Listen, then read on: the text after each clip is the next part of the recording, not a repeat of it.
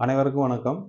இந்த வீடியோல பார்த்தீங்கன்னா, உங்களுக்கு கட்டோரி ப்ளவுஸ பத்தி தான் சொல்லிக் குடுத்துட்டு இருக்காங்க. அந்த சொல்லிக் குடுத்ததுலருந்து அவைங்க கேட்டிருக்க ஒரு சில விஷயங்கள்லாம் இந்த வீடியோலயும் இருக்கும். இந்த வீடியோல குறிப்பா சொல்லப் போனோம் அப்டின்னா, உங்களுக்கு ஒரு 2, 3 கேள்வி அவைங்களுக்கு ரொம்ப முக்கியமான கேள்வி. நீங்க கேட்கலாம்னு நெனச்ச கேள்வியா கூட இருக்கலாம்.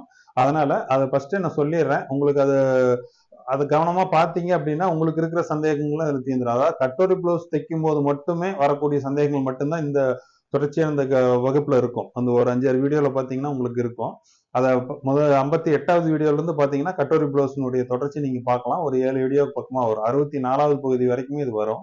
இதுல அவங்க குறிப்பா என்ன கேட்டிருக்காங்கன்னு பார்த்தீங்கன்னா, ஆர்ம் ஹோல் வந்து ஜாயின் பண்ணும்போது, அந்த கைக்கு ஆர்ம் ஹோல் ஜாயிண்ட் அந்த பாடியும் கை ஸ்லீவும் ஜாயின் பண்ற இடத்துல பிளஸ் மாதிரி வந்து அந்த தையல் வந்து கரெக்டா ஃபிட்டா உட்கார மாட்டேங்குது. அது அந்த இடத்துல வந்து அது கரெக்டா உட்காராதனால அது இது வந்து ஃபிட்டிங் வந்து கரெக்டா இருக்க மாட்டேங்குது அப்படின்னு சொல்லிட்டு ஒருத்தர் கேட்டிருப்பாங்க.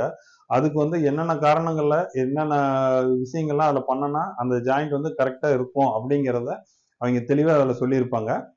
அதே மாதிரி இன்னொருத்தர் கேட்டிருக்காங்க. அதுல அந்த பின் கழுத்துல வந்து இறக்கம் அதிகமாவோ கம்மியாவோ வைக்கும்போது அந்த கட்டோரி பிளவுஸ்ல அந்த கழுத்தினுடைய அமைப்புகள் மாறும்போது சில விஷயங்கள்லாம் வந்து அவங்க குறிப்பா சொல்லி கேட்டிருக்காங்க. ஏன்னா அவங்க ஏற்கனவே கட்டோரி பிளவுஸ் தைக்கும் போது அந்த கழுத்தை வந்து அகலப்படுத்தும் போதோ இல்ல இறக்கி வைக்கும் போதோ நிறைய அவங்க பிரச்சனைகள்லாம் அவங்க சந்திச்சிருக்காங்க. அதனால அதை பேஸ் பண்ணி சில கொஸ்டின் எல்லாம் கேட்டிருக்காங்க.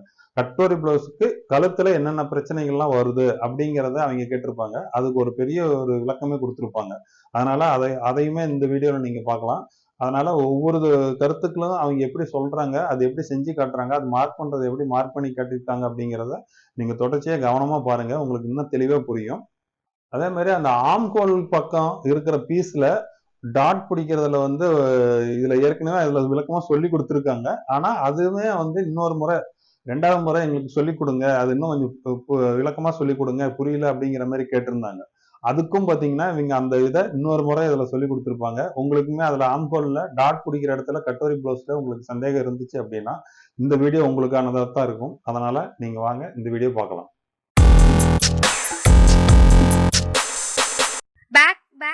பேக் வந்து 1 இன்ச் பேக் வந்து உங்களுக்கு ஒரு 3/4 இன்ச்சு அதிகம் தான். ஒரு 1/2 இன்ச் இருந்தா கூட போதுங்க. அது வந்து ரவுண்ட் நெக் காலர்னு சொல்லுவோம். சரிங்களா? இந்த பேண்ட் இப்படி ஃபுல்லா வர்ற மாதிரி வர்றது வந்து ரவுண்ட் காலர். அதுக்கு வந்து கீழே பேக் சைடுல வந்து ஒரு 1/2 இன்ச், அதாவது சீம் அலவன்ஸ் பிளஸ் ஒரு 1/2 அந்த அளவு இருந்தா போதும். ஃப்ரண்ட்ல பாத்தீங்க அப்படின்னா அவங்களுடைய நெக்கினுடைய இந்த ஷேப், இந்த ஹைட் எங்க வருதோ, இங்க காலர்ல இருந்து இங்க என்ன அளவு உயரம் வருதோ அந்த அளவு மட்டும் எடுத்தீங்கன்னா போதும்.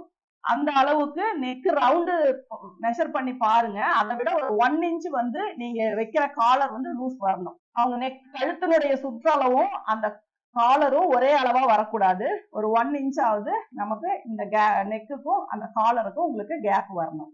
Okay ma'am. அப்ப அதுக்கு தகுந்த மாதிரி அந்த ஃப்ரண்ட்டை வந்து நம்ம அட்ஜஸ்ட் பண்ணிக்கலாம். ஏன்னா ரொம்ப கம்மியாவே வெட்டுங்க. நீங்க காலர் மெஷர் பண்ணி பார்த்துட்டு அவங்க காலர் இப்போ ஒரு இப்படி ரவுண்ட் பண்ணும்போது 14 வருது அப்படின்னா உங்களுக்கு காலர் வந்து 15 வரணும். அப்போ வந்து அதுக்கு தகுந்த மாதிரி அந்த நெக்கை வந்து நீங்க அட்ஜஸ்ட் பண்ணிக்கோங்க. பிளவுஸ்ல மெஷர்மெண்ட் எடுத்து சொல்லிட்டுங்களா? ஏன்னா நிறைய பேருக்கு அது எப்படி எடுக்கிறது அப்படிங்கிற டவுட் இருக்குன்னு சொன்னீங்க. ஆமாங்க மேடம். ஓகேங்க மேடம். இன்னும் டவுட்ஸ் இருந்தா அதை கிளியர் பண்ணிக்கோங்க. நான் அதுக்கப்புறம் அதை எடுத்துக்கிறேன். மேம் நான் கலை பேசிட்டு இருக்கேன் மேம். சொல்லுங்க மேம். அந்த ஃப்ரண்ட் ஹுக் ஓப்பன் அது மட்டும் இன்னொரு வாட்டி சொல்லுங்க மேடம். 3 பிளவுஸ் தச்சிருக்கேன். பட் அது ஸ்லைட்டா கன்ஃபியூஷன் அது மட்டும் இருக்கு எனக்கு. ஃபிட்டிங் எல்லாம் பக்காவா வருது. எனக்கு 1.75 வைக்கணுமா இல்ல அதுக்கு மேல ஏத்தணுமா அது மட்டும் ஸ்லைட் கன்ஃபியூஷன் இருக்கு. இல்ல இப்ப நீங்க போடும்போது உங்களுக்கு கப் ஷேப் வந்து கரெக்டா இருக்கா, இல்ல ஏதாவது உங்களுக்கு அந்த கப் ஷேப் வெட்டுற மாதிரி எதுவும் வருதுங்களா? இல்ல வெட்டுறதெல்லாம் இல்ல மேடம், கரெக்டா தான் இருக்கு. ஆனா எங்க இருந்து மெஷர் ஏதோ ஒரு கட்டிங் போடுறேன், ஃபிட்டிங் எல்லாம் கரெக்டா வருது உங்க மெஷர்மெண்ட் பிரகாரம் தான். ஆனா அந்த ஃப்ரண்ட் ஓப்பன் மட்டும் எனக்கு டவுட் இருக்கு.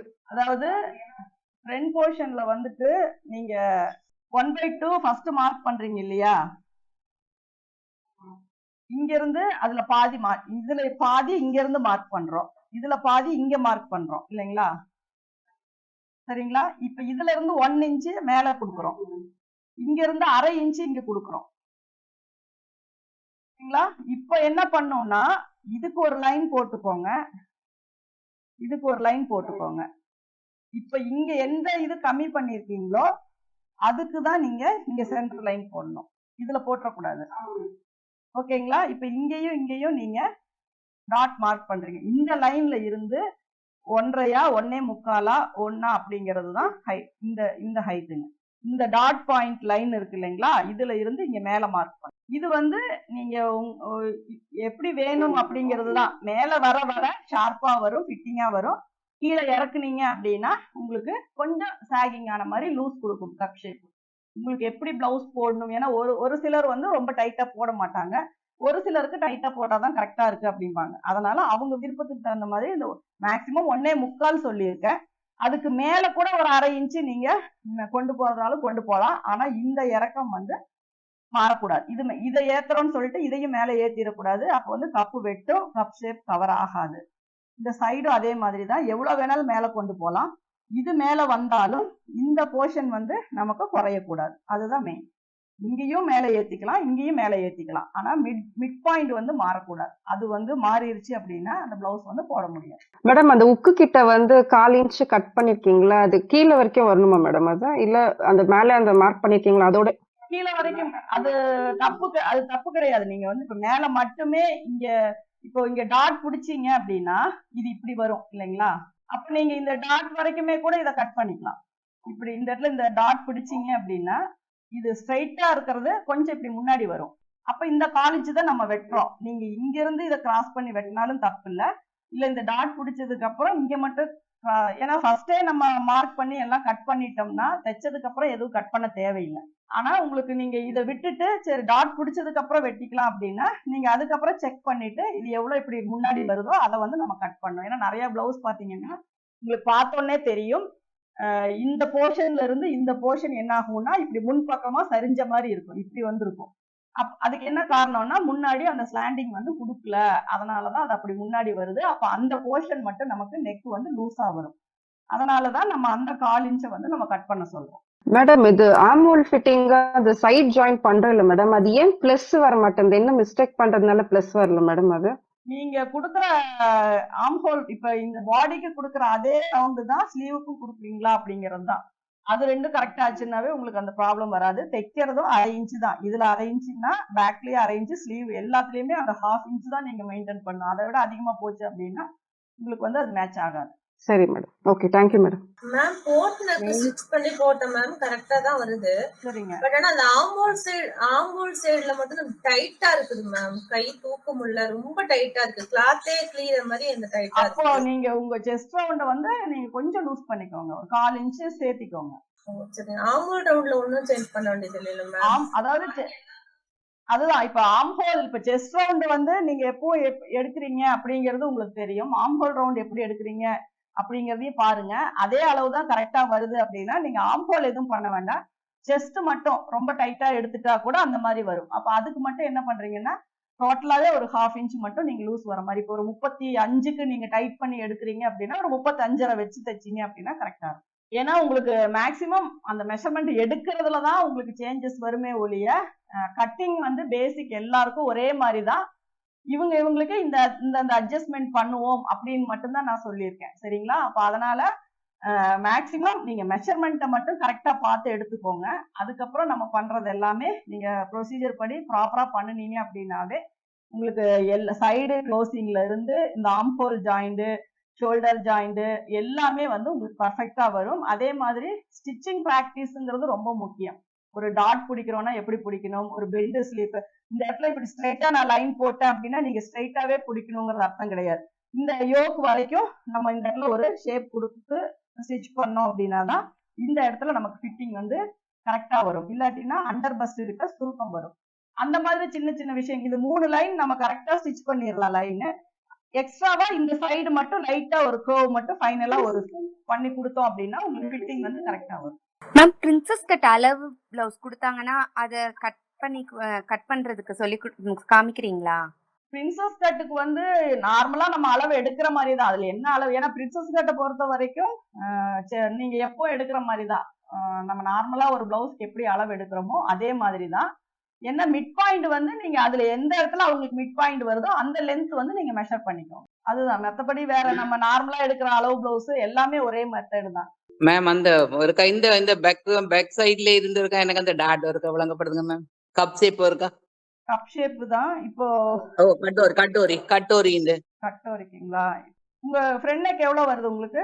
6.5. 6.5 வருது அப்படின்னா நீங்க இங்க இருந்து 5 வச்சுக்கோங்க. இந்த இடத்த விட்டுருங்க, 1/2 இன்ச்சு. இங்க இருந்து 5 வச்சுக்கோங்க. சரிங்களா? இதுதான் ஃபர்ஸ்ட் மார்க். ரெண்டாவது மார்க் இங்க ஆர்ம் ஹோல் கிட்ட நமக்கு கேப் வந்து இப்போ உங்க பாடி மெஷர்மெண்ட்டுக்கு 2 இன்ச்சே வரலாம். சரிங்களா? இந்த டீப் போக இங்க 2 இன்ச்சு நீங்க மார்க் பண்ணிக்கோங்க. டீப்ல இருந்து 2 இன்ச்சு. 2 இன்ச்சு மார்க் பண்ணிக்கோங்க. இங்க நான் எவ்வளவு வைப்பீங்க ஓப்பனுக்கு? 4+1. அதே அளவு இங்க இருந்து இங்க வச்சுக்கோங்க. அப்போ இந்த இடம் இங்க வரும். அப்படி என்னது மேம்? இதுல 3.5 தான் வைக்கிறேன் நான். அப்ப ஓபன் டாட் ஓகே. இது 3 அப்படின்னா இங்கேயும் 3 வச்சுக்கோங்க. இந்த கடைசி அந்த டாட்ல இருந்து 3.5. அப்படியா?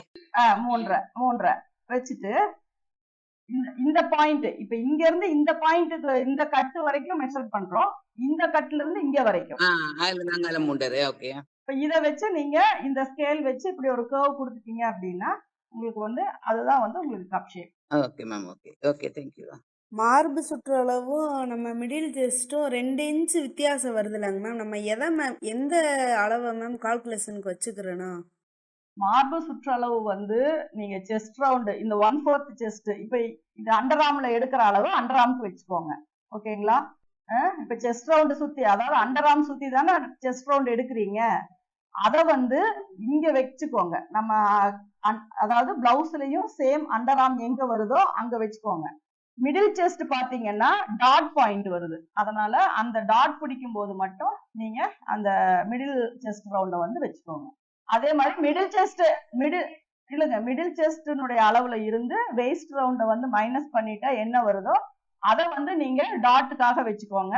ஒரு 3 இன்ச்சு டோட்டலாவே ஒரு 6 இன்ச்சு வித்தியாசம் வருதுன்னா 6ல பாதி 3, 3ல பாதி 1.5 வந்து சைட்ல கொடுப்போம். நீங்க அதுல ஒரு 1/4 இன்ச்சு குறைச்சு கூட கிராஸ் கட்டிங் பிளவுஸ்னா 1.5 இன்ச்சு கொடுக்குற இடத்துல 1.25 இன்ச்சு கொடுத்துக்கோங்க. Thank you ma'am. கிராஸ் கட் ஃப்ரண்ட்ல கிராஸ் கட் போட்டிங்களா மேம்? அதே மாதிரி கொஞ்சம் ஸ்ட்ரைட் கட்டுக்கும் கொஞ்சம் விளக்கம் சொல்றீங்களா மேம் ப்ளீஸ் மேம்? ஓகேங்க. உங்களுக்கு அது ஸ்ட்ரைட் கட்டை பொறுத்த வரைக்கும் நீங்க பண்ற ரெண்டே விஷயம் என்ன அப்படின்னா இந்த ஓப்பன் வந்து இங்க 1.25 வைக்கிறத வந்து அந்த லென்த்தை வந்து நம்ம குறைக்கணும்.